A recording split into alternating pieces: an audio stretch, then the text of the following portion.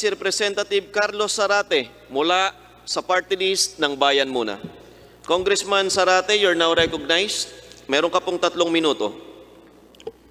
Maraming salamat, Mr. Chair. Mula po sa minority na ilatag na ni Minority Leader Abante kung ano ang magiging papel ng minority sa pagbalangkas natin ng budget ngayon. Kaya we are one in saying that the number one problem we are facing now is itong krisis na pinalala ng pandemya ng COVID. Kaya mainam po na talagang mabusisi natin ang budget na ito.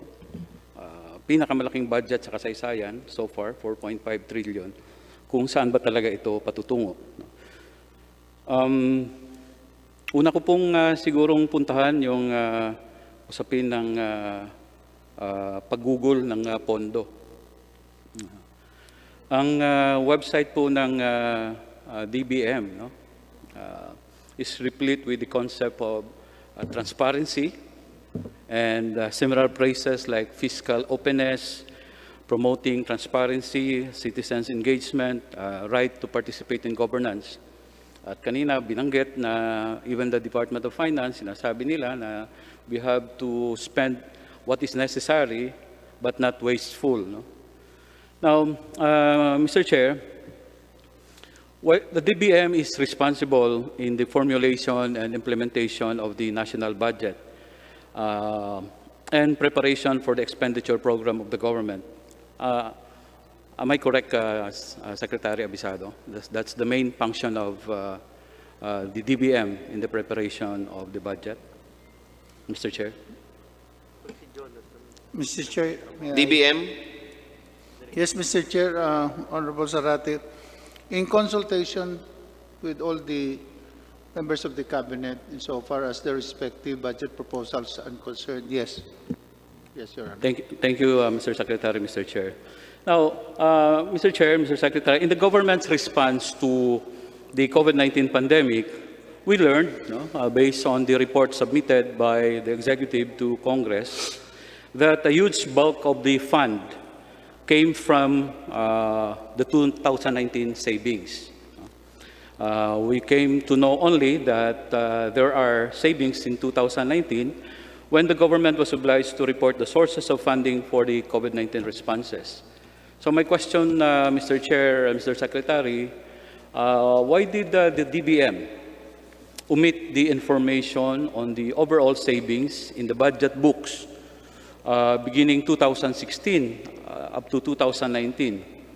Because we have been looking for this, whether or not there are still savings, at hindi ho natin makita ito.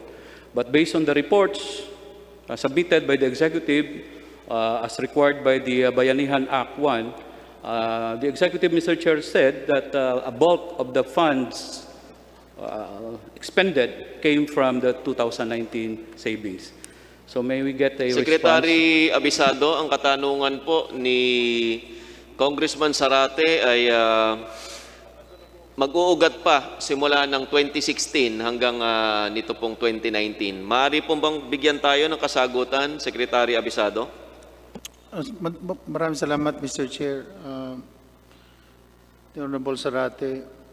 Ang totohanan po niyan, lahat naman po ng savings ay every year po na lalaman ng lahat yan.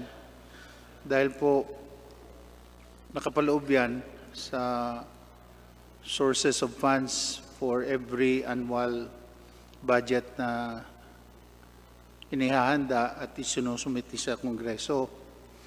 Patungkol naman po sa Bayanihan Law, meron pong mga unappropriated allotments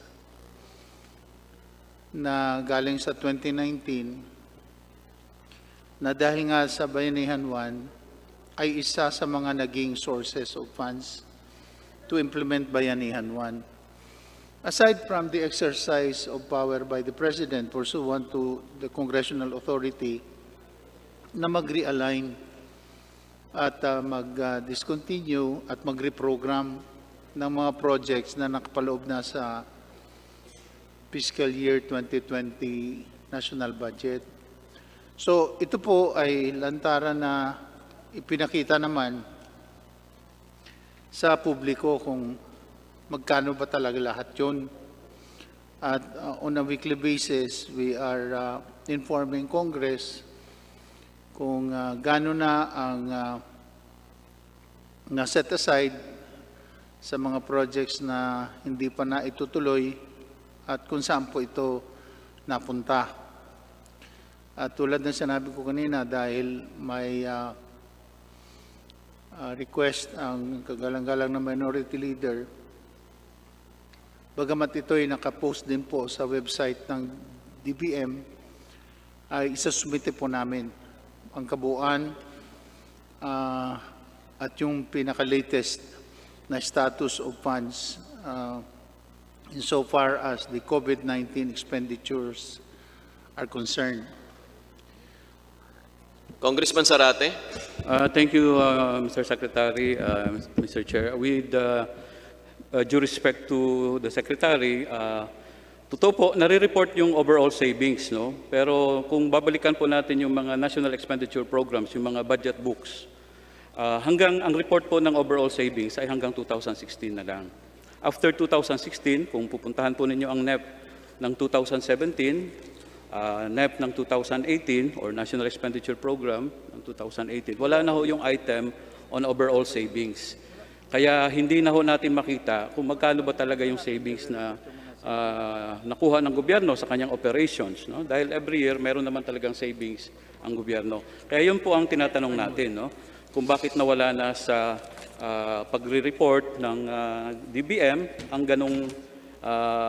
ganong item, no, doon sa ating budget, no? Is it not contrary to our the government's fiscal policy of transparency na yung overall savings, malaki ho kasi ang usapin ng savings, Mr. Chair, no? Kung maalala po ninyo sa nakaraang administrasyon, yung savings ang pinagmulan ng Disbursement Acceleration Program na dineklarang unconstitutional ng Korte Suprema. Kaya mahalaga na tingnan saan ang savings, magkano ito at saan ito ginugol. At yun po ang ating tanong dahil kung basahin, tingnan natin yung mga national expenditure programs nga noong nakaraang 3 taon or 4 na taon from 2016 to 2019 na hindi na natin makita. So, if there was savings in 2019 at nagamit ito partially doon sa COVID-19 intervention via the Bayanihan Act 1, ang gusto ko pong idugdag na tanong ngayon sa DBM, Mr. Secretary, pwede bang iulat ng DBM dito sa kapulungan ito ang overall savings in 2016, 2017, 2018, and 2019 para po sa kaalaman ng kapulungan ito, Mr. Chair. Bago po sumagot ang DBM, Congressman Carlos Zarate, papaalala lang po sa Deputy Minority Leader na naubos na po o nakonsumo na po ninyo ang inyong 3 minuto at maaari na po kayo magpalista sa second round, Congressman Carlos Zarate.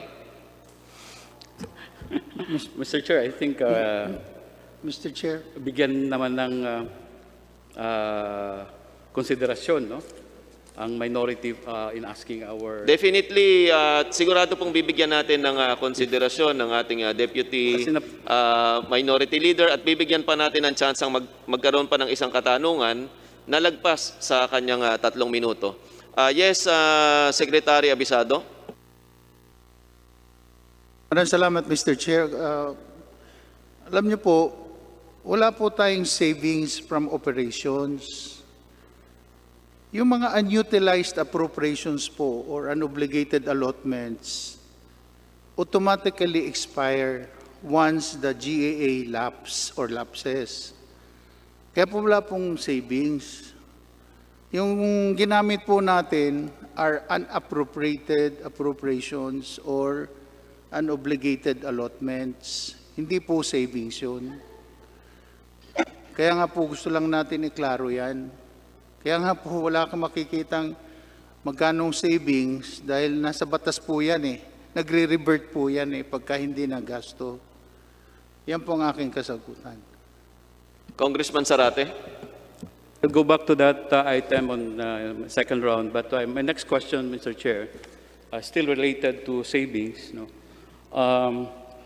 In the 2021 National Expenditure Program, may napansin ho akong dagdag na provision dito na bago, na wala naman sa previous meaning of savings, Mr. Chair. No?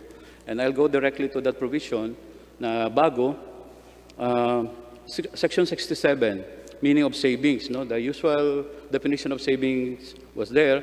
Ito po ang nadagdag, Mr. Chair. No? Notwithstanding the foregoing, final discontinuance or abandonment of a program, activity, or project, whether released or unreleased, allotment for which remain unobligated may be declared by the President as savings in case of a declaration of a state of national calamity, as may be necessary to augment deficient programs, activities, or projects in the Executive Department or special purpose funds that are necessary to immediately address the existing calamity.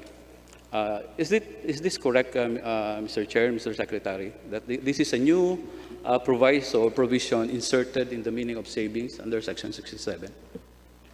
Mr. Secretary, if I may pakisagot po answer. ang huling katanungan ni Congressman Zarate sa unang round na ito para po ang susunod naman na makapagtanong ay mula-muli sa minority na si Congresswoman Stella Kimbo, pero sa usapan na magkasunod naman na membro ng majority ang magtatanong pagkatapos po ni Congresswoman Stella Kimbo. Yes, Secretary Abisado.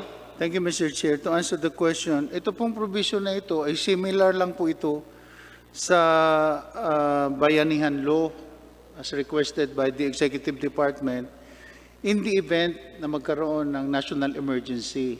No? Para ba madaling makapag-responde ang gobyerno at hindi na kailangan ng panibagong batas upang mag-allocate na naman ng pundo at kung saan mangangalap. Ito lang po ay anticipatory provision just in case magkaroon po tayo ng pandemya uli or national emergency na kailangan rumisponde kaagad ang gobyerno. Yun lang po ang ibig sabihin po niyan, Your Honor. Thank you, Mr. Secretary, Mr. Chair. Just one quick follow-up, Mr. Chair. Huling follow-up na lang, Congressman Yes. Zarate. I understand, Mr. Chair, na nanggaling nga ito sa Bayanihan Act, no? But, Mr. Chair, itong provision na ito, pag pinayagan ng Kongreso, ay automatic na bibigyan ng poder at kapangyarihan ang executive na mag-realign ng pondo, no? Na hindi na pinagdidebatihan dito sa Kongreso. Nung ibinigay ang poder na ito sa executive under the Bayanihan 1, nagdebate ang Kongreso, no? Ang dalawang kapulungan. At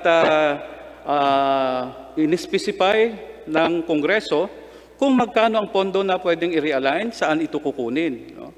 Pero pag itong provision na ito, automatic, andyan na sa special provision, no? Or sa meaning ng savings, without going to Congress, the executive can just realign and say, we have a national emergency and we have to realign these projects. We have to stop these projects. Hindi na i-implementa itong project na ito.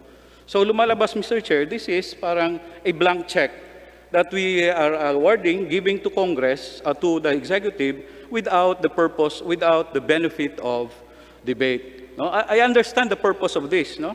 Dahil para magkaroon ng room ang executive to respond to the pandemic, just like what happened in the past months. Pero dumaan sa debate yon, Mr. Chair, no? Pinagdebatihan. And here, if this will be included sa meaning ng savings, wala nang debate ito, no? Hindi nadadaan ito sa Kongreso. Congress can no longer exercise its power of the purse, no? To determine how much will be expended and how these savings or where these savings will be taken, Mr. Chair. No, so yun ho ang gusto kong ipunto rito na at the proper time, I think the committee should seriously consider including this provision in Maraming the meaning salamat of sa savings. punto ni Congressman Zarate at papayagan po muli natin na ilathala ni Congressman Zarate sa kanyang susunod na round ng pagtatanong. Nais po bang magbigay ng pahayag ni Secretary Abisado? Kung hindi na po ay tutungo na natin. At ang kauna-unahan po na magtatanong sa ating second round ay si Representative Carlos Zarate. Maaari na po kayo magsimula. Thank you, Mr. Chair. Bago ako pupunta sa ibang usapin, gusto ko lang mahingian ng reaksyon yung naiwanan kong tanong kanina, no? Yung about dito sa bagong provision ng provision sa savings, no? And from the DBM. Dahil doon nga sa point na if this provision will be included in the GAA, ay di wala nang debate mangyayari sa House, no? Kung merong realignment at magkano ang realign na pondo if there will be a health emergency during the existence of the GAA next year for GAA 2020. Secretary Abisado. And idiretso ko na ang usapin na yan para isang sagutan na lang, Mr. Chair. Pagkatapos, doon ho sa usapin ng idugtong ko rin doon sa hinihingi rin ni Congressman Kabatbat, ano? Dahil that's precisely there are provisions about savings and how to use savings. Dahil meron talagang savings ang gobyerno, no? At yun ang hinihingi natin, ang data from 2016, 17, 18, 19. Whether these savings are reverted back or whatever, ang tinatanong po natin yung data, magkano yung savings from 2016, 17, 18, and 19 dahil hindi na natin nakita yon sa NEP. No? So yun yung first part ng tanong ko, Mr. Nagkaroon na po tayo ng hatol kanina at isisecure po ng ating committee secretary ang mga dokumentong kailangan at maaari po ba nating mahinga ng pahayag si Secretary Abisado? Doon po sa unang katanungan, Mr. Chair, Honorable Zarate, ang layunin nga lang po noon ay to give flexibility to the President in addressing declared national calamities. So, hindi po yun pangkaraniwan, kundi in the event na magkaroon. Otherwise, kung babalik tayo sa Kongreso at magse-certify na naman ang bill, yun yung dadaan sa mahabang proseso. So, balit, nasa inyo na po yun eh. Kasi hindi naman absolute yun. You have the right to review it, and if you wish to do away with it, nasa inyo po yun eh. Ito naman ay dahil po sa ating experience ngayon, sa ating karanasan. No? Wala naman pong ibang layunin yun. No? Yun naman pong savings, ang totohanan po niyan, dahil nga doon sa decision ng Supreme Court, doon sa DAP, hindi na nga po nagde-declare ng overall savings sa national government. Bagkus, pagka yan hindi nagamit at the end of the fiscal year, automatic magre-revert po yan sa National Treasury. Kaya po, wala pong savings na idinideclare. Dahil nga, meron ng kautusan at maliwanag dun sa decision ng Supreme Court on the DAP issue. Kaya nga po, unappropriated and unobligated balance automatically expire once the GAA lapses. So yun po ang patakaran. A follow-up, Mr. Chair. So if there are items that are to be augmented in a particular GAA or in a particular year, saan po kukuha ng pag-augment ang executive, Mr. Chair? Because there were augmentations na nangyayari. Secretary Abisado. Halimbawa mo, itong 2020, dahil sa COVID, marami po sa mga proyekto natin ang hindi po napandingan ng buo. No? Kaya po, kukunin yan doon sa source. Pero wala po tayong savings dahil bagkos, yun nga pong budget for this year, nagamit pa eh. So talagang maliwanag na walang savings.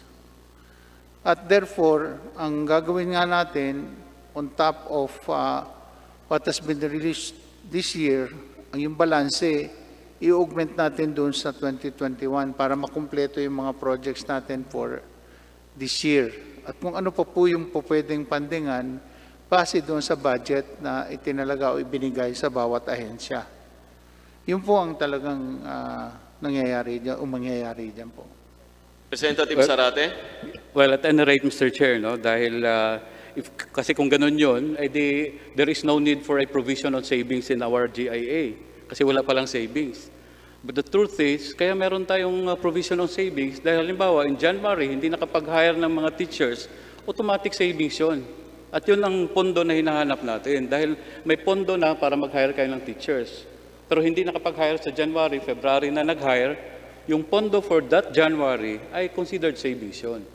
Kaya yun yung hinahanap natin. Whether that's reverted back to the National Treasury, ang tinatanong po natin in 2016, 2017, magkano yung na-generate na savings? At ano yung in-augment nila? So, at any rate, Mr. Chair, I'll go to my other point, no? Dahil kapos tayo sa oras.